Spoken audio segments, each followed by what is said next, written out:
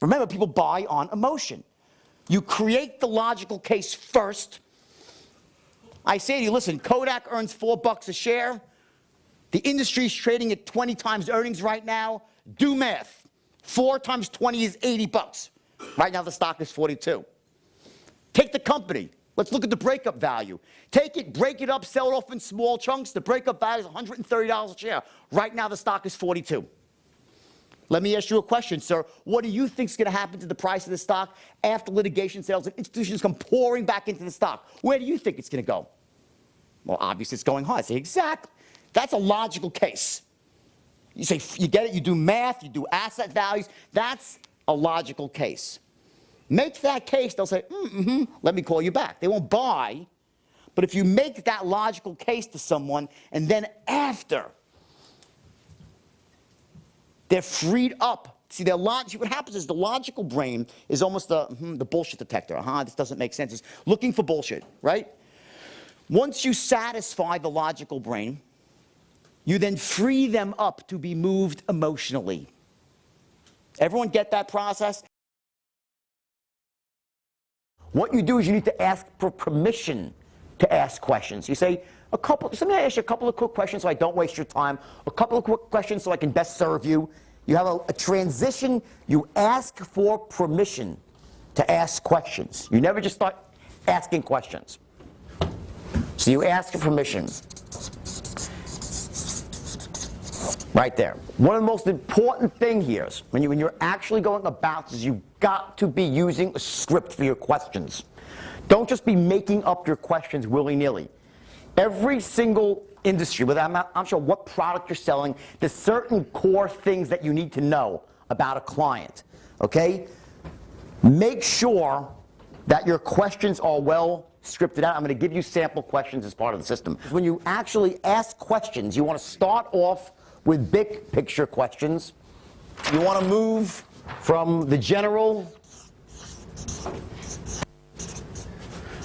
to the specific. You go from the general to the specifics, okay? You want to, at some level, the deepest level, to say, what are their whys? They have children, the stuff that really matters, okay? Certainty is not forever. It wanes very quickly. Here's what happens. I can get you to a point of certainty. Boom, you're at a 10 for like about a minute and a half. And then the second later, you drop back down to an 8. What happens typically is, remember I said in the beginning on day 1, I said, what you want to do is you want to corral a 10, 10, 10 in a single moment in time and ask for the order, right? A single moment in time. Guess what? At 4:12 in the afternoon, you got someone to a 10 on the company. At 4:14, they're at 8.5 already. In a minute, they already forgot all the great things you said, which is why you're constantly looping back and reminding them that fundamentally, logically, you keep satisfying the logical mind a little bit. But as you move down the line, what happens is this. You'll notice in the beginning, it's all logic and the company. In the end, it's all really you, your company, and future pacing. It moves much more on the emotional level. It's mostly about you, but you're always throwing a little bit about the company to button them back up to a 10. It's like a safety check to get someone back up to a 10 for certainty. Does that make sense to everyone? Certainty wanes. Like right now, who is certain that this makes all sense? Raise your hand. This makes sense. Everybody, right? Trust me, in 4 hours you'll say, oh, it was great, but I'm not quite as certain anymore. Not because I did anything wrong, that's how we are. We never stay very certain about something for very long until it becomes a conviction. Then once you're really freaking sure from the balls up, if you're a guy, and I don't say that, okay, but if you're really sure, then no one could sway you. Like right now, no one could sway me that there's a better way to sell stock than this, because I know it is not. But someone that's less certain, they just heard about it, you're certain now, and in 2 hours you're just not quite as certain. So what I do to make sure, I don't want to go through all of this and then say, oh shit, he fell back to an 8.5. So I throw in a bit about the company to make sure he's back being certain. Does that make sense? This is where the sale begins. When he says, what?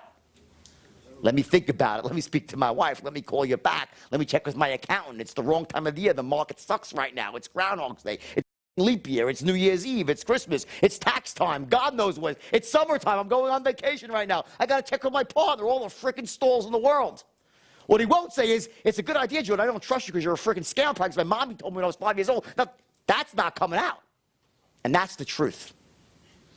The truth is he's not buying from you, A, because he's probably not certain enough yet about Kodak. Or maybe he is, it was a great pitch you gave him. But he's certainly skeptical about you and your company at this point, depending on how well-known your company is. Maybe for them acquire a bigger house, you have maybe some worse credibility. Or what's in the news these days with the big, you don't even know anymore, right? Used to be, you call for a big wirehouse and you're in good shape, not anymore, right? But the point is this, is that you're expecting him to say one of those stalls. And you are saying, just as expected. And you utter your magical first straight line pattern, which is what? I hear what you're saying, but let me ask you a question. Does the idea make sense to you? Do you like the idea? And of course we know there's how many things he could say. What? 3. He could say, oh my God, yeah, I fucking love it. Usually he doesn't say that. Just pretend this is like the water line in the ocean. Here's your water line, the world's worst artist. And when you're on the phone with a client running a straight line pattern, and he's saying, no, no, no, no, no, no, no, no, no, no, no, you're not like this. It's not going like that. What's happening is this. This is the water line here, right? Water line. Okay, this is essentially success. When he goes above the water line and you see it, he says yes. When he's saying no, he's below the water line. What's happening is this. As you're going, you're getting closer and closer and closer and closer and right. So you don't see the result yet. The same way a guy who's working to build his business, he might not be making money yet, but he's making massive progress below the waterline. And all of a sudden, that last pinch of certainty, and the guy said yes, and boom, you're above the wall. Say, shit, the guy just said yes. No, he didn't. He was saying yes the whole time. He was getting close, yes, yes, yes, to certain parts of certainty. He just wasn't there on all 3 tens, or he hadn't lowered his action threshold. So what happens is this. If this is the 3 tens, then lowering someone's action threshold would be what? You'd be essentially lowering the waterline. So you could actually increase his certainty or lower the waterline and make it easier for the guy to say yes. But let me tell you something. When you are running a straight line that's, let's say, minute 1 and minute 60, and he closes here at minute 40, you don't think you're making progress between 1 and 40? You're making massive progress. It's just below the waterline. This is why great salespeople understand that it takes 3, 4, or 5 no's to actually get to the yes. What no is, it's almost a euphemism for saying what? No means I am not certain. That's all it means. When someone says, let me call you back, let me think about it, I want to talk to my wife, or just plain old no, it just means I am not certain. In sales, the ultimate equation when you're closing is this. It's called energy in equal benefits out. Benefits out. Energy in versus benefits out. Meaning, if you lay out a closing scenario where someone has to expend lots of energy, they have to expend lots of energy to get only a few benefits, you think they're going to buy? Yes or no? No, they won't buy. Lots of energy in, few benefits out, let me think about it. Very little energy in,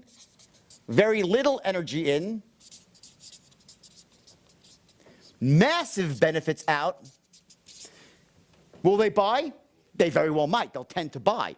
Massive benefits out, massive benefits received, very little energy put in. You say to someone, what I'd like you to do is this. Pick up a block of 10,000 shares of Kodak. It's a cash outlay of $420,000. Okay?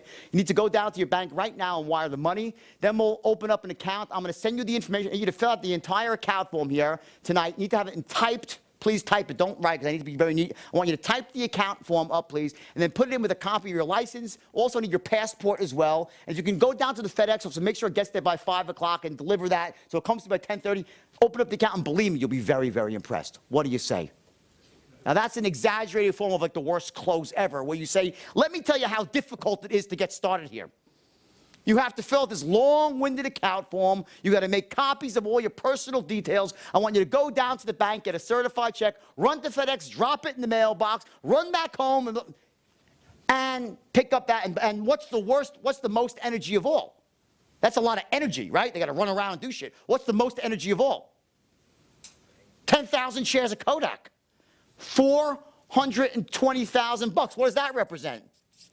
Lots of stored energy. How long did they have to work to make 420 grand? Maybe a fucking year. So I want you to take 1 year of energy that you have stored up and give it to me? For what? Where are the benefits? Well, maybe I might if you tell me about the amazing benefits and you make it really, really easy for me to engage in the transaction, which is why you say, getting started, write these words down. Getting started is very, very simple. And what happens with a straight line, and I'll tell you what happened with my firm now, is once I taught this to these kids, okay, it ignited a force in them, because when you have this ability, it's almost like it wakes up something inside you, because what changes is not only your ability to influence other people, but to influence who? Yourself.